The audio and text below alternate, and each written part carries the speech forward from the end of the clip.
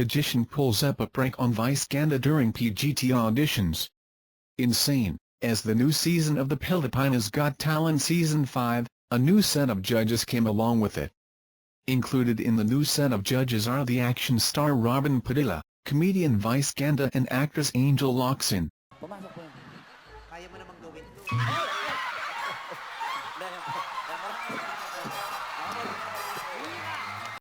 One of the most remarkable contestants in the audition is the magician named Geffrey delos Reyes, who asked the judges and the hosts to participate in their performance. On the first day of the auditions, a magician was able to prank the comedian Vice Ganda as he pulled the cap of the props that the magician used and something popped out. Vice was even saying how lazy the magician was for having him do it, even though he could do it all by himself. Invites you to view streaming video. VP Leni allegedly busy partying while the whole country is mourning after the Davao night market bombing. Vice President Leni Robredo was allegedly busy partying after the bloody Davao night market bombing, where 12 people were killed and 60 others got injured. President Rodrigo Duterte has recently declared state of lawless violence all over the country after the incident became a national security concern. While the president is taking some actions to resolve crimes in the country, people were asking, where is VP Leni? A netizens posted some photos of the vice president showing her attending a party. The netizen captioned the picture, "She is indeed partying while the nation mourns in the wake of the Davao City blast." Invites you to view streaming video. Attorney Bruce Rivera lambasted local media for unfair treatment to President Duterte. Read his full message here. Attorney Bruce Rivera, an avid President Rodrigo Duterte and former lawyer of Pork Barrel Queen Janet Lim Naples, defended the president and criticized the media on how they prompted Obama to cancel the meeting. Moreover, he said the media was protective of previous President Benigno Noynoy Aquino III during his administration. Rivera said the media tried to hide the country's humiliation during the infamous Quirino grandstand hostage-taking and even tried to tell the media to hide all photos of the hostage-taking. And then he criticized the media when they did not do the same when Duterte said that Obama is a son of a bitch. Issue ba yun sa local media? No. We barely heard of it. It was suppressed. Because Noy is our president at the time. Kahihayan niya. Kahihayan natin. This was an actual demand by HK to apologize, which Noy said, and on video, he said. Mayor Duterte answered a hypothetical question and not even an actual question that Obama asked. He answered in his usual irreverent self with the unfortunate use of profanities. It was not an actual answer to an actual question, but a hypothetical question which, if asked, would be improper for a head of state to ask another, because that is a purely domestic issue, not wala siyang pakialam. And instead of protecting the president, our local media made it such a big deal prompting Obama to cancel meetings, he added. The post has already accumulated 4,064 shares and 9,500 likes. Rivera was a former contestant of Eat Bulaga's gay contest Super Serena. Currently, he is a law professor at San Beda Alabang Law School. Invites you to view streaming video. Caution, eating this undercooked and pale can be deadly. A very common vegetable in the Philippines, the kangkong, also known as water spinach, can be surprisingly deadly if it is not cooked well. Kangkong grows rapidly in swampy areas. It is a delicious side dish and it is included in many home-cooked meals. Adobong kangkong is often served in high-end restaurants. However, if not cooked well, eating kangkong can lead to a condition called fasciolopsiosis. A large species of the parasitic intestinal fluke called Fasciolopsis buskin thrives in the watery areas where the kangkong usually grows. These parasites place their eggs in the water and form into larval cysts. If not cleaned or washed properly, they can be ingested, giving them access to your digestive tract, after which they will eventually pin themselves to your intestinal walls. Victims may experience abdominal pain, indigestion and other allergic reactions. If not properly taken care of, the flukes may multiply and can lead to a person's death. From now on, better cook kangkong in a proper way and wash them neatly so that it won't harm you and your family. Invites you to view streaming video. The FAA might ban the Galaxy Note 7. Samsung is fixing its major Galaxy Note 7 issue, but until its recall is completed it means that an estimated 1.5 million Galaxy Note 7 units that may pack faulty batteries could be in use right now, out of the 2.5 million new phablets Samsung built. That means the FAA might not let you take the phone with you on your next flight. An official response to Samsung's Galaxy Note 7 recall isn't ready, but the FAA is looking into the matter, according to Gizmodo.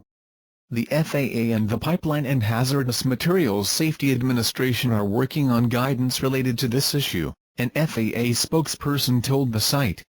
If the device is recalled by the manufacturer, airline crew and passengers will not be able to bring recalled batteries or electronics that contain recalled batteries in the cabin of an aircraft, or in carry-on and checked baggage. You might think that the FAA doesn't know the product was already recalled. But it's not that simple. Samsung did recall the device, but it didn't follow proper U.S. procedure. Samsung bypassed the U.S. Consumer Product Safety Commission, CPSC, which is why the FAA doesn't refer to it as an official recall. The problem with Samsung's cheating its way through this recall process, at least in the US, is that the phones may still be available for purchase from some retailers right now, even after the phones have been recalled. A recall through the CPSC would have made the device illegal to sell, and the FAA would have a better answer. The FAA banned hoverboards from flights before, as various self-balancing scooters experienced battery-related explosions just like the Note 7. For now, taking the Galaxy Note 7 on flights isn't a problem, but that could change soon. Invites you to view streaming video. Devo Blast, What We Know So Far, Philippines, Friday evening, September 2nd was supposed to be just another busy night of food, friends, and the occasional P100 massage along Roxas Street in Davao City when an explosion occurred, claiming the lives of at least 14 and injuring over 70. The stakes are high. This is, after all, the hometown of President Rodrigo Duterte, where he had served as mayor for over 2 decades. He wants answers, and wants them fast. Below is what Rappler has gathered so far about the bombing from police sources, local government officials, and previous news reports as of September 7, 2016. What happened on September 2, 2016? Davao City Police Chief Senior Superintendent Michael John Dubria said one person carried the explosive device inside a bag. They've already identified him as male about 5'7" tall, went for a massage in one of the stalls at the night market. He did not finish the massage and left hurriedly, leaving behind a bag, based on witnesses' testimonies. Read, Davao Blast, Man with Backpack Leaves After Massage. We believe that the improvised explosive device, IED, exploded when he left, said Dubria, who leads efforts to probe the blast. Police have yet to pinpoint the exact time the suspect arrived at the massage area or what time he left the bag containing the IED. But they're certain that all these things happened a few minutes before the actual blast, which occurred at 10:17 p.m. After the bombing, Davao City's emergency responders arrived. The injured were taken to various hospitals in the city and the dead were recovered from the blast site. Different police teams, scene of the crime operatives, SOCO, Explosives Ordnance Division, EOD, personnel, among others, swept the blast site for evidence. At least 2 government officials, one of them Davao City Vice Mayor Paulo Duterte, later on admitted to having received reports of a supposed bomb threat days prior to the blast. Paulo Duterte, the president's son, said that he received information of an attack in either Davao or General Santos City at least 2 days before September 2. But the vice mayor said he opted to keep quiet given that he was asked not to pass the information around, according to an Inquirer report. Interior Department Secretary Ismael Sueno said he too received an intelligence report about an alleged plan of the Abasayaf Group, ASG, to launch a terror attack. It remains unclear what specific steps were taken by government officials in the wake of these intelligence reports, but Philippine National Police Chief Director General Ronald De La Rosa was quick to downplay criticism amid allegations local authorities, police included, did not do enough to prevent the blast. Now is not the time for finger-pointing, said De La Rosa, adding that even the best of intelligence bureaus, the United States Central Intelligence Agency, for instance, were not immune to terror attacks. Nonetheless, Davao City Mayor Sara Duterte relieved Task Force Davao Colonel Henry de Leon. She also appointed Benito de Leon, a retired military general, as the new chief of Davao's Public Safety and Security Command Center.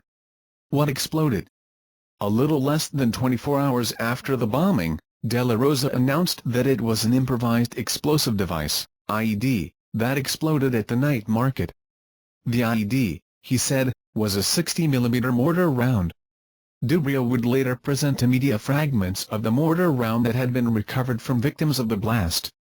By Tuesday, September 6, the investigation would show that 2 mortar rounds, 60mm round and another 81mm round, were used in the blast.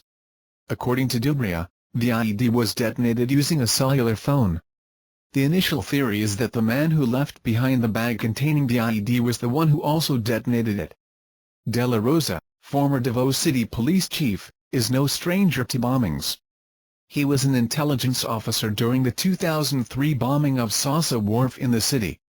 The incident was blamed on the Moro Islamic Liberation Front, MILF, which at that time had yet to strike a peace deal with the government.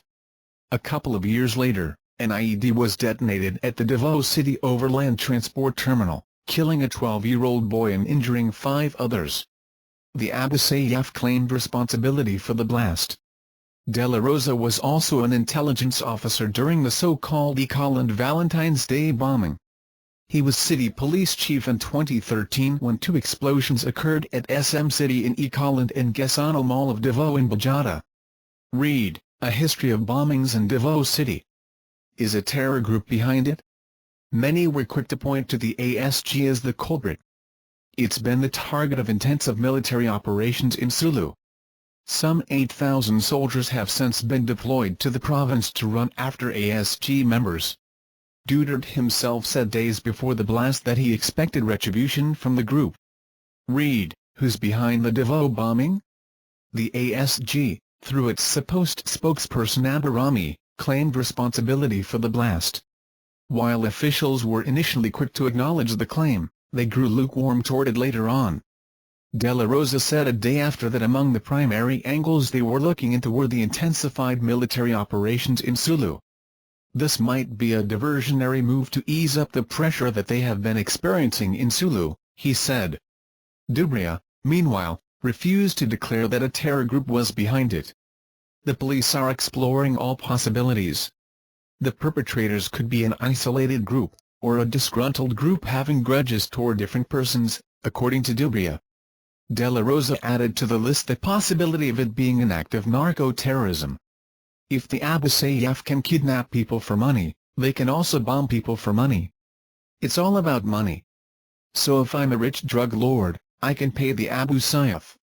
I can pay them as tell them to plant bombs, he said in Camp Crame on Monday, September 5. Another possibility the police are looking at? Conflict among vendors at the popular night market. Who are police pursuing? There are at least 4 persons of interest, either blast suspects or people who could identify the suspect, in the probe. So far, the police are focused on the main suspect, the one who left the bag containing the IEDs. Read, Police release sketch of suspect in Davao blast. Police have identified at least 8 witnesses, who they are keeping away from the public eye.